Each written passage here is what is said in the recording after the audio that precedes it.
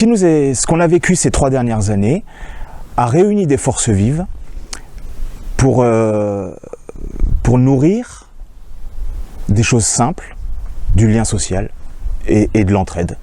Et ça se voit partout en France. Il y a vraiment des dizaines ou des centaines de milliers de personnes.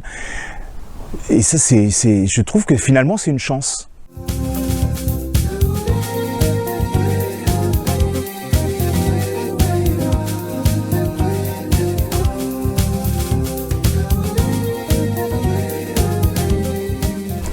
En fait, nous sommes tous des suspendus en puissance, puisque aujourd'hui, notre exercice est conditionné. Donc même les personnes qui font régulièrement les injections qu'on leur demande en temps et en heure ne savent pas où ils vont. C'est-à-dire que la 4e dose aujourd'hui étant pour parler, ils ne savent pas ce qui va leur tomber dessus. Jusqu'à présent, ils ont pu travailler sans renouveler leur dernière dose qui date d'il y a 11 mois. Exactement. Pourquoi? On ne sait pas. Et ils ne savent pas jusqu'à combien de temps. Donc on est tous en suspens, en fait. Ouais. Tout ce dont on parle aujourd'hui, il faut voir que le système de soins, ça fait, on va dire, au moins une décennie qu'il est en souffrance et que tous ces acteurs souffrent de la déliquescence de notre structure de soins.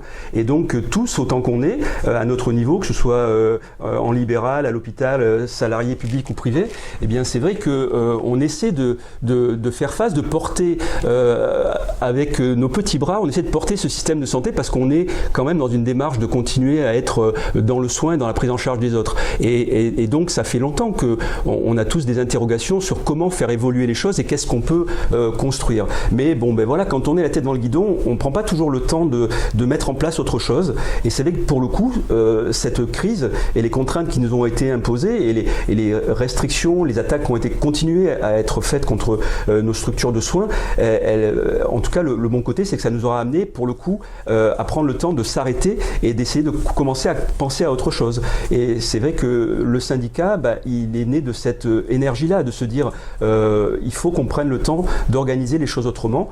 Donc bien sûr qu'il y a le côté purement syndical de défense, parce que c'est quand même une période où le droit du travail et les libertés ont été beaucoup attaqués, donc forcément qu'on a le souci de défendre ça.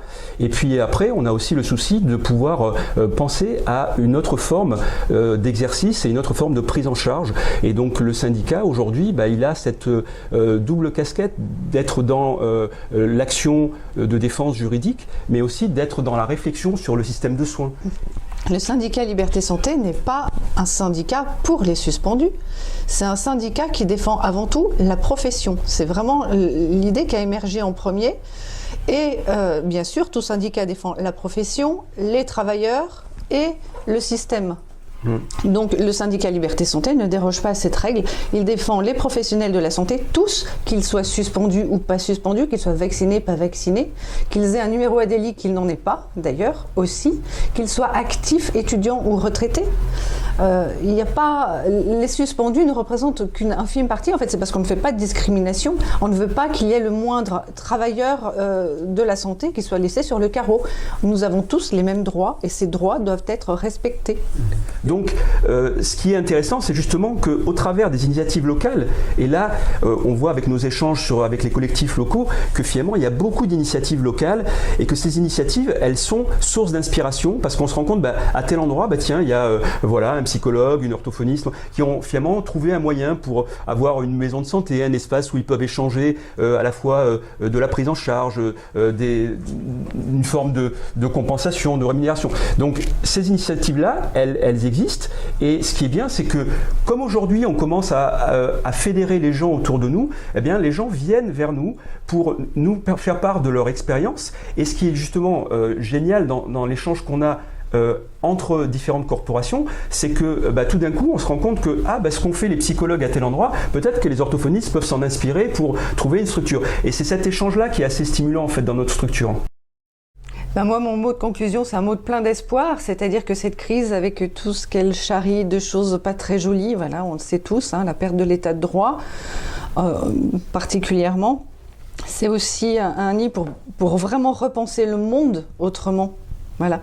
En fait, on a pris conscience, personnellement, j'ai pris conscience de tous les dysfonctionnements dont voilà, je m'étais faite, et ben là c'est l'occasion de faire table rase et de reconstruire d'autres choses. Et on apprend plein de choses, on fait des formidables rencontres et ça c'est chouette. C'est sûr que cette aventure, déjà, on est dans la construction, donc on construit une structure nouvelle, et puis on construit du lien entre nous, parce que moi, j'avais jamais eu l'occasion de rencontrer autant de mes collègues soignants qu'au cours de cette aventure, et c'est vraiment, alors c'est une banalité, mais c'est vraiment des rencontres riches et qui nous amènent beaucoup, à la fois pour penser au système de soins, mais aussi humainement, et puis on voit qu'il y a des possibles qui s'ouvrent, et on sait qu'on a beaucoup de choses à construire, donc voilà, c'est le début d'une aventure.